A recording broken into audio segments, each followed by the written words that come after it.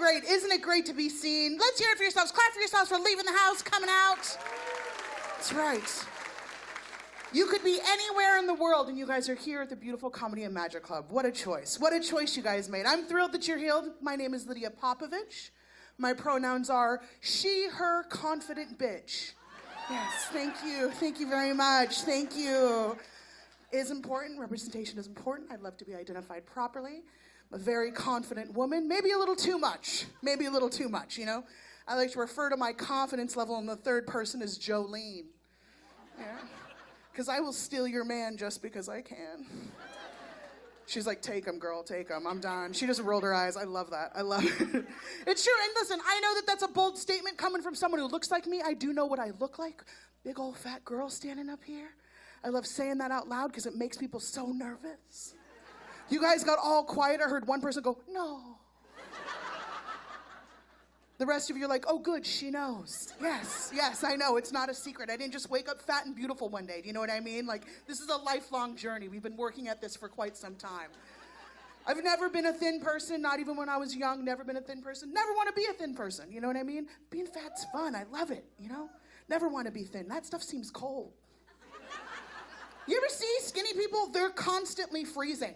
Like, even in a heat wave, there has been a woman walking around with a little sweater, like in a room full of her friends, like, are you guys just a little cold? Are you just a little... And everyone's like, no, we're freaking hot! You know, it's like, have a sandwich or wear the sweater. Make a choice, you know? Definitely all about that sandwich life. I've chosen that route because I know that I'm beautiful. I'm a stunning woman. I know that I'm gorgeous. Thank you, thank you. But I'm not alone. Every woman in this room is a beautiful woman because here's the situation, ladies. Society has us all messed up thinking that we are not beautiful unless we are tall, blonde, young, thin, and I'm here to tell you that that's a lie, right? Men also want you to think that they have standards, and I'm also here to tell you that that's a lie. All right? Men are looking for a home. The moment they leave their mother's clutches, they are out in the world looking for a new home. Ladies, they need you, okay? He needs to be homed, all right? But don't expect him to come with any pre-wired knowledge because here's the situation, ladies. Anybody in here live with a man? That's the biggest response I've ever gotten. Every time I ask crowds that question, there's just a sea of some reluctant hands being raised because they're actually with that person, you know what I mean? And here's the thing, we don't dislike you, men. We love you very much, but we hate living with you, all right? Because the moment you move in with a man, it's like every bit of knowledge, every ounce of knowledge he had has now vanished. And now it is your responsibility as the woman to be the sole keeper of the secrets of the home. You know, like you have some secret decoder ring somewhere with a legend that answers all the crazy mysteries, like where the laundry soap is, how toilet paper goes back onto the toilet paper holder, where the hamper is, you know what I mean? Like, you guys have so many questions. I wake up sometimes because I just feel like someone is staring at me. You know that feeling, ladies, where you feel like you're being stared at and you open your eyes and there he is, just staring at me. Oh God, thank God you're awake. I'm like, what could have possibly happened overnight that you needed me to be awake? And it's always some silly question like, have you seen my pants? Your pants? The ones you took off your body last night, sir? No, I haven't. No. The big one in my house, though, is, hey, babe, you seen my keys? I get asked that question no more than 2-3 times a day, and that's a good day, you know what I mean? And here's the thing, ladies, you go out into the world hoping to get a little alone time, little me time, little time away from your gentleman. Guess what's out there? Just free-range men. Free-range men just wandering around confused, some of them with lists in a pocket that a woman has given them, looking at like, dang, this is crazy. You know what I mean? Just trying to make eye contact long enough with a woman outside so they can ask them a question that we don't know the answer to. Because we don't know their wife, you know? And it's always something silly like, do you think this will fit my wife? Sir, this is a Walgreens. You shouldn't be buying clothing here. You know? You're in the produce section at the market. There's just some man just like fondling all of the various items, just fondling produce, just looking around frantic, waving things like, hey, do you know if is this avocado ripe? You're like, sir, that's a pear. You know?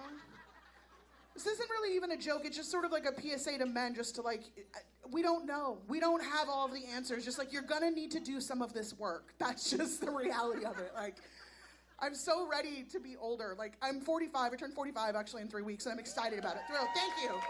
I know it was an Amber has a birthday. I don't know how old Amber. She's turning 44, Amber. Right now, we are the same age. We are kinship, right? Isn't it great being a woman in your 40s? Do you remember being in your 20s? And I'm going to use some profanity here, but when you were in your 20s, you just thought you knew everything, right? But you didn't know shit about shit. I love that because like every decade that I've gotten older, I've realized I didn't know anything, which tells me that getting older is going to be the greatest. So now I'm at the point in my life where I'm like, I'm ready to be 80. Let's go. I want it right now. I want to be 80 years old because when you're an 80-year-old woman, the questions finally stop.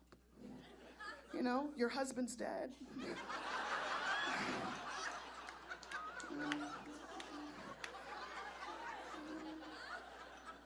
The kids are somewhere. They've stopped calling, you know? It's just you, 80 years old, at your house. Just the only question you needed to answer is, which caftan am I wearing? You know what I mean? I want to wake up in the morning and put on something with a kimono sleeve. That's all I want to ever wear, ever, you know? I want to leave the house wearing all of my jewelry. All of it. Every last piece. I'm talking about bracelets from wrist to elbow, earrings, just brooch. All of the necklaces. I want to look like 2 Chainz and Mr. T got in a fight and I won. You know, I just want to wake up in the morning and be drunk on gin by 9 a.m. and have no questions about it. You know, I want to be wandering around the courtyard of my senior complex with like a doobie with an impossibly long ash. You know, just like stumbling, kimono open, one tit just wagging in the wind like it's an accident, but it's not. No, you know. Just stopping strangers, telling them stories that go nowhere, but always end with, you know, I used to be a dancer. Just sounds great to me. I like to talk to women about confidence. I feel like it's important. I want every woman to be confident. Whatever shape, whatever size, whatever color, whatever age you are, I want you to be confident, all right? It's up to you to do that. But I do want you to be careful because confidence can mess you up and have you leaving the house and some wild ass stuff, all right? I like to make choices because like I said, I've always been a thick person. I've always been a big person. And growing up, there wasn't a lot of options for little chubby girls, right? And it just sucked. Like I've always been someone who considered themselves fashionable. And I remember trying so hard to get ready to go to dances and like, there's just only so many dances you can go to dressed like a tiny realtor before that stuff starts to really take its toll, you know? So when I grew up, I was like, I am going to be a fashionable woman. I'm always going to look good, right? Thank you. I always look good. I make it a point. But I also like to use a mantra to keep me from making mistakes based on my high confidence.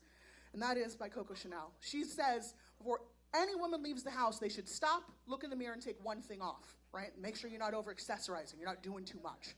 Now, this saved me from a world of embarrassment. I was getting ready to go out with my man, so excited to have a dinner where the dishes disappeared forever, you know?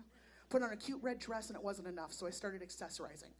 Found a little belt, sweater, some boots, little earrings, and everything was coming together, and I was feeling great, and I was just about to leave when I was like, Coco Chanel, Lydia, Coco Chanel. So I went back into the room, took a nice long look at myself in the mirror, and was like, oh no.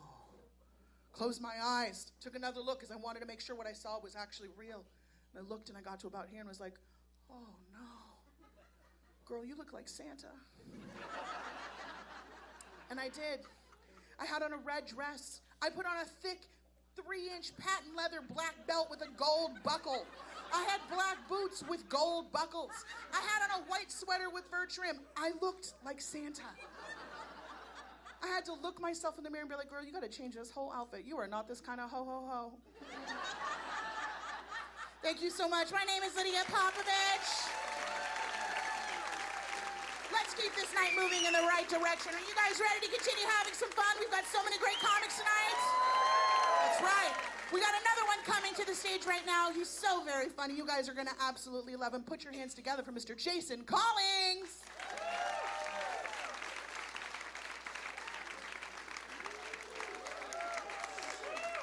Keep it going. I need it. I have nothing prepared. Keep it going. Let's go.